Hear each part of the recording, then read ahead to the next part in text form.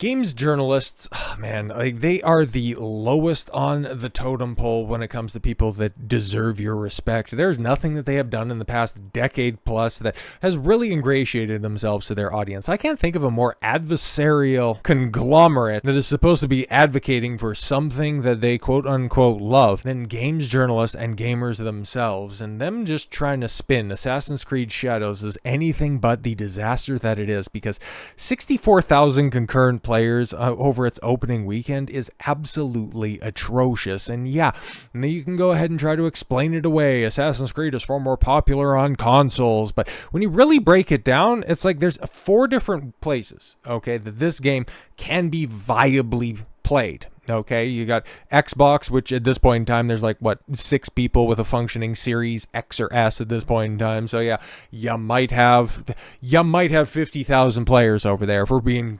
incredibly generous. Then you got PlayStation, whatever that's going to account for. All we're going to have is in a couple of weeks' time where we're going to be able to see what the most active player counts on games were, but we aren't actually going to get the numbers on that. So who knows? And then you got Ubisoft's proprietary, monthly subscription service, which, yeah, I could imagine probably has, a fair amount of people checking out the game on that, people who are on the fence, whether or not they want to shell out 80, 90, $100+ on a product that they are, I don't know, not exactly that sold on. So yeah, just going to see if the game can actually beat its rap, they might plop down a 20, not discounting that at all, the people not plugged in on this shit, okay? And then, of course, you got the numbers on Steam, 64,000.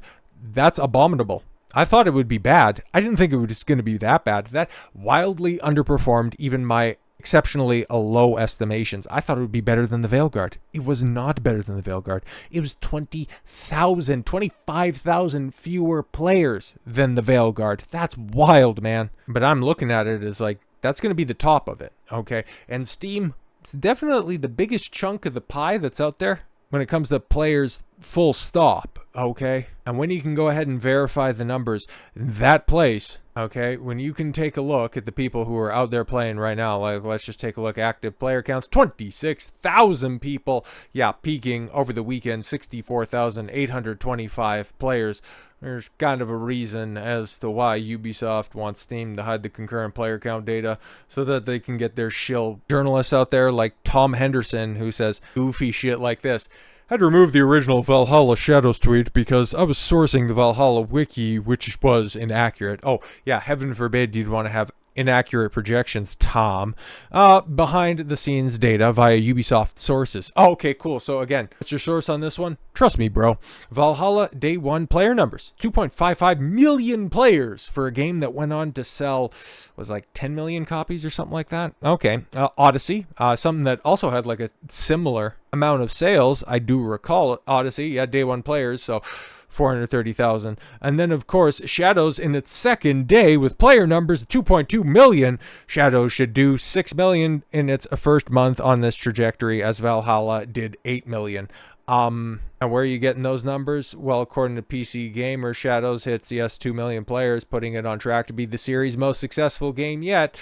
But then when you run it back with Tom, apparently Valhalla did 8 million and Shadows at 6 million. I don't know, man. I ain't no mathematician type guy. I'd have to go back to feudal Japan and study under the, learning tree that is Yasuke, after all, to come around to the idea that Valhalla is going to sell better, but Shadows is going to be better performing. Make that one make sense. In just 3 days after its release, Assassin's Creed Shadows has hit another milestone, passing 2 million players. So that's fantastic. Shadows had already sailed past 1 million players in its first 24 hours, easily breaking Assassin's Creed Valhalla record. Yeah, to put it in perspective, when Valhalla released in 2020, Ubisoft claimed that it was the biggest PC launch ever, although the game's Steam player base remains smaller than other games in the Assassin's Creed franchise. And at that point in time, was Ubisoft simultaneously releasing games on Steam? I don't know. 5 years later, Shadow seems to have eclipsed even that. Seems to, but can we confirm anything like that? Well, the only thing that we can confirm is that the game didn't do diddly with a side of squat on Steam. But hey, here's other good news, right? Assassin's Creed Shadows took just 3 days to outperform Star Wars Outlaws in one key area. Oh, do tell us more. It's been pretty evident to build to Assassin's Creed Shadows. Oh, by the build to Assassin's Creed Shadows. And and the missteps that have come before it, that Ubisoft is banking on its newest game to be a mega hit. So far, it looks like Shadows really could be the studio's saving grace, evidenced by the direct comparison to physical sales, to how Star Wars Outlaws performed. Oh, cool. Industry analyst Christopher Dring has shared some early notes on how Shadows has performed so far, and it's looking very good for the latest Assassin's Creed game. The biggest takeaway from Dring's notes is that in Shadows' first 3 days, the new game has sold more physical copies than Outlaws managed in its first 3 months. Okay, despite the difference in time frames and this being physical sales only. No matter how you frame it, it's a huge win for Ubisoft and Shadows. Well, how big is it? In terms of physical sales, Assassin's Creed Shadows is the biggest UK game launch this year, comfortably ahead of Monster Hunter Wilds. Okay, cool. It has also sold more copies in 1 week than a Star Wars Outlaws managed in 3 months, but it's still well short of 2020's Valhalla. Oh shit. Okay. So it's well short of a 1-to-1 comparison. And Monster Hunter Wilds, let's just go back to Steam database here because, okay, cool. We got this 64K. Okay. And then you just go and take a look at, the most played games that are out there right now. And even in the dead of night, you got over the weekend, Monster Hunter Wilds ended up peaking. I don't know why that disappeared. At over 300,000 concurrent players, and there's still 121,000. There's still just about 100,000 more players of Monster Hunter Wilds. But hey, physical copies, right? Because the Shadows sold 6 copies and Outlaws sold 5 copies in 3 months. Therefore, Shadows is a tremendous hit.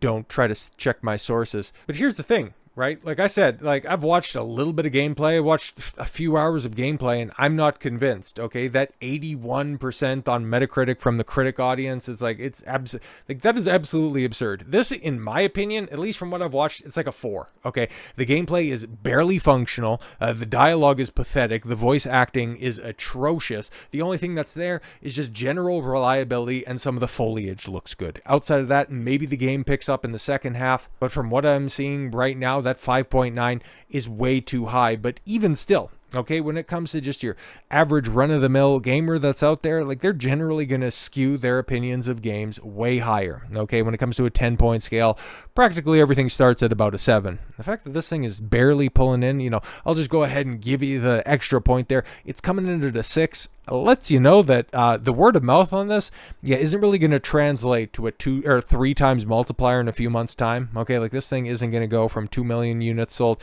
to 6 million units sold. When in actuality, when you take a look at, I'm not going to believe Smash JT, okay, don't need to name drop people, but he's out there trying to shill the idea that, actually, if you think that the purported budget of $250 to $350 million is bad, what if I was to tell you that my sources at Ubisoft were to tell me that this is upwards of $900 million? I was like, okay, the game is going to be a catastrophe. We know this. It's probably going to be the last game that Ubisoft releases, at least as an independent entity. Whatever Tencent does with the IP, or whatever Tencent does with the brand afterwards, that's totally up to them, whatever the hell they want to do with it. But you got a game that's been in development for this long, that's, also got, as we're going to go through it here in a minute, something that has touched so many hands. Yeah, that 350, and then also the delay. I could believe Concord numbers on this one. Okay, $400 million at max, but if you're trying to put on another $500 million on that, I don't think so, man. 500 million at most, but I would tend to believe somewhere around 350, 400, especially when you factor in all of those different delays, which they came out and said, an additional, 21 million euros on top of the budget. I would say firmly 350 in excess of 400. Anything more than that, you're just trying to make the beatdown look even worse. So this is coming in afterwards to get a couple of kicks in on a guy that already got jumped in the streets. So let's not get too fantastical. We could just simply look at the game for what it is. And I mean, guys, we're dealing with games that think that this is acceptable. Resentment can grow quietly without much warning after a storm. Mushrooms can too. Shiitake?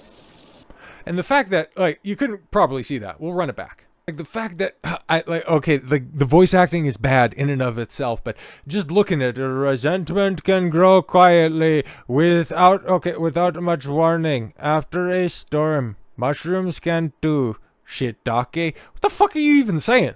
Okay, like, is that supposed to be some distilled wisdom from the ancients? That ain't mean that doesn't mean shit. Like, what the fuck? How do you write that?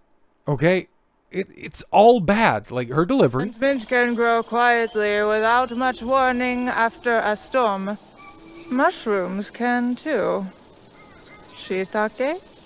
But also, yeah, you got your subtitles that aren't even there throughout the entire delivery of the line. That just goes to show just the shoddy craftsmanship in this game, okay? But then you got your protagonist who, well, delivers bangers like this.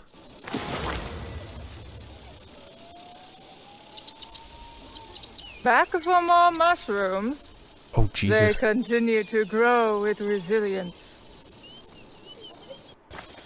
Oh, this one's missing. Oh, damn it. I ended up, not pulling the right clip. But, like, Naoe's just absolutely awful voice actress herself. Like, everything is read and performed like it's the very first line read. Like, there's no emotion there at all whatsoever. You got janky animations. Everything is just, like I said, some of the foliage looks good. The long grass is fine. But speaking of long grass, you got shit like this. And I also seen, like, I don't pay attention to too much in the comment section or anything like that.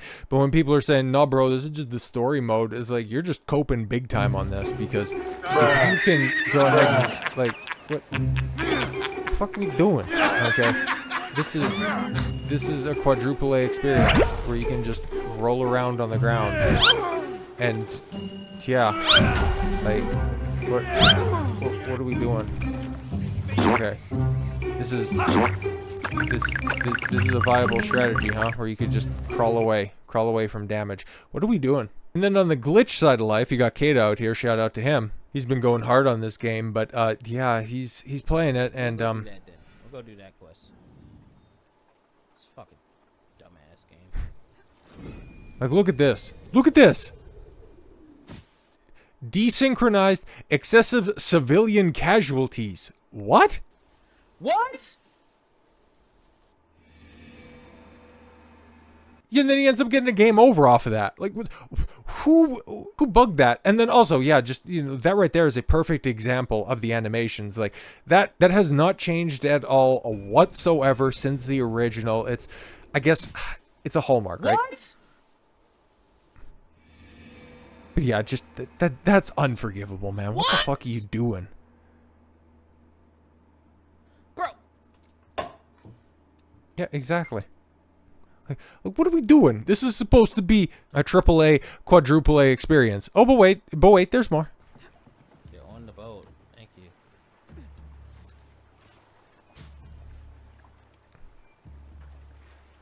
What? What? Yep. More just janky gameplay, but this is, hey man, it's totally fine, right? Like, it's a 6 out of 10, it's pretty fun, it's alright, it's just mid, right? When you have over 3,000 people working on this game, and this is the best that they can produce, a 2-hour long credit roll. I brought up the video from before. Stuttering Craig posted all of it in its glory. What is it? 2 hours, 6 minutes long. Did they got the screenshot of that shit? But yeah, 2 hours long, bro. It's absolutely insane. You got global diversity and inclusion, an entire division that's out there, inclusive games and content research assistant. You needed an assistant for somebody to come in and say, yeah, we should make there's the Black Samurai in history. We found him, that's out there. But to say that there's bloat is one thing, and to see what they're doing is definitely another. This is not just a gaming problem. This is a Hollywood problem. There are too many cooks in the kitchen, not adding to anything, just simply being there, collecting a paycheck, and ruining the overall product. Because I've said it before and I'll say it again, the industrialization of art and creativity has led to its absolute collapse. The moment that these studios began to staff these different departments with people that just simply have accreditation, people that have a 4-year degree, oh cool, you can go ahead and get hired on because then we can check this box, so then we can get this government subsidy, was the moment that all entertainment industries changed. The moment that we can go ahead and roll back those policies where we can just get it back to the guys and the gals that are passionate about this shit. Because I just think about that passionate group of people that were working at Rare during the Super Nintendo and N64 days. Like, imagine they had $300 million to make Banjo 3E. Imagine, yeah, they also, okay, could get brought back at their creative zenith, in their prime, to make a fourth Donkey Kong Country. How great would those games be? But no, you waste all of this money on all of these untalented hacks, and you get disposable products that end up killing once great studios. But hey, play with fire, you get burned. You play stupid games, you win stupid prizes. And speaking of stupid games, Assassin's Creed Shadows, at least that's one that nobody's playing. So with all that said, thank you all very much for the gift of your time. I've been Don Consuelo. I want you to follow your gut and get after it. Take care, everyone.